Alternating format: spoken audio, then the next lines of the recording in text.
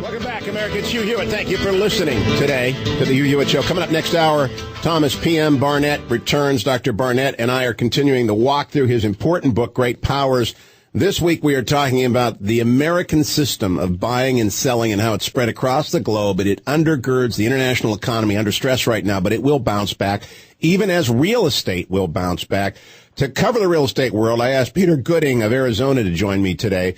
Peter Gooding is the master developer of LV Ranch Estates, which we were talking about last segment, www.lvranchestates.com, as well as the president of Pilot Asset Management. He goes in and consults with banks and other distressed property owners as to how to turn those properties around. When we went to break, I was saying, Peter Gooding, that real estate recessions come and go. They're ugly, but they do end. How do we know a bottom has been hit? Well, that's a good question. I don't know that I have the answer to that. I can tell you what has to happen on the land side.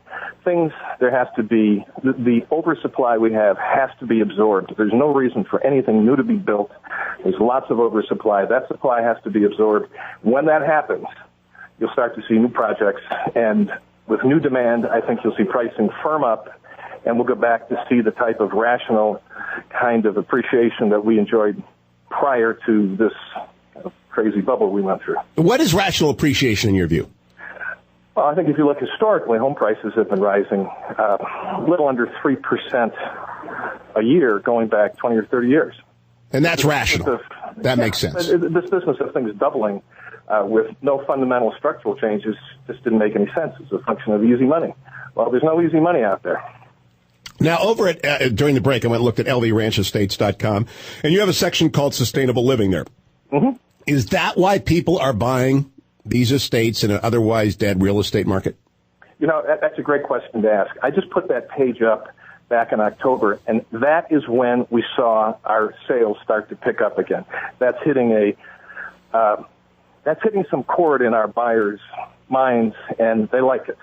They like the fact that we provide all the modern conveniences, but if they wish, they could literally live off the grid, but without making any sacrifices. By off the grid, what do you mean? We're in Arizona. We've got 300 plus days of sunshine. You don't need part of the electrical system. We've got water, abundant groundwater. You literally could unplug from the conventional utilities and live a self-sustaining existence, but at the same time be only 20 minutes from town. But that's not survivalist. You're not catering to survivalists. No. These aren't survivalists at all. These are people that want to have paved roads and want to have high-speed internet. But it's the option that if things get, if the unease becomes more uneasy in the world, it's a safe place to be. So it's interesting to me that this is one development that has taken off. Now, on the commercial side, the stuff you're managing for Pilot Asset Management, mm-hmm.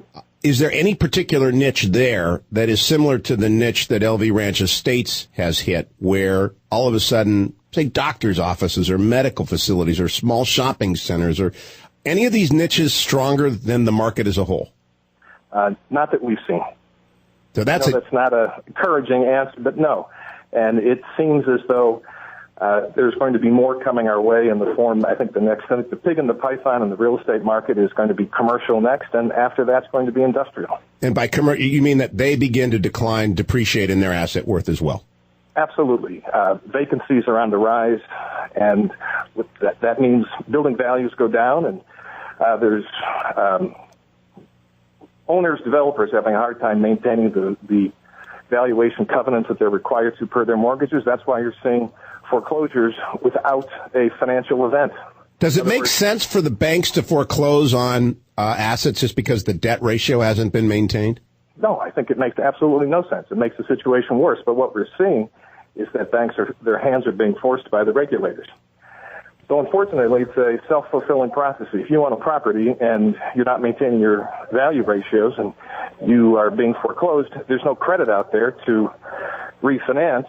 It's a tough situation. So is that one of the things Obama and his team should be focusing on? Should the president be looking at a way to stop not just residential foreclosures, but commercial foreclosures, which are based not upon non-performing assets? Because many of these assets are leased, if I understand it. In fact, I know that's the case in California. But debt covenants are not being maintained. Do you think that's a place where Congress might carefully and productively intervene? Well, I don't have confidence that they would intervene competently. So only thing I pray for from Obama and his associates are that they get lucky. What do you mean? Well, I know they're not good. I'm just hoping they get lucky. Okay. Let me go back and finish by talking about the availability of credit. One of the things you advance over at lvestates.com, lvranchestates.com, is that you have financing available. Mm-hmm. Lots of people don't have financing available. Why do you have financing available and other people don't? Because I have deployed staff to work phone books to call every community bank in the state of Arizona and Colorado. That's not a comment on, well, that is a comment on the world today, but that was the effort it took to find a lender who would lend. And so that community bank network is what's come forward, and they like the way the project pencils. Yes, exactly. What do people borrow at? What kind of rate do they get over there? Prime plus one. Wow. Prime plus one, 10-year term, 30-year ammo. And do they get a building loan with that as well? Because obviously you got the land, but you got to build on it. Yes. Most of the loans are made with the anticipation that the land loan will be rolled into a construction loan and that rolled into a permanent. And so to close out, because I want people to understand there are real estate projects that are working out there. How many of these have you sold in the last 6 months? 12. And how many more do you have to go?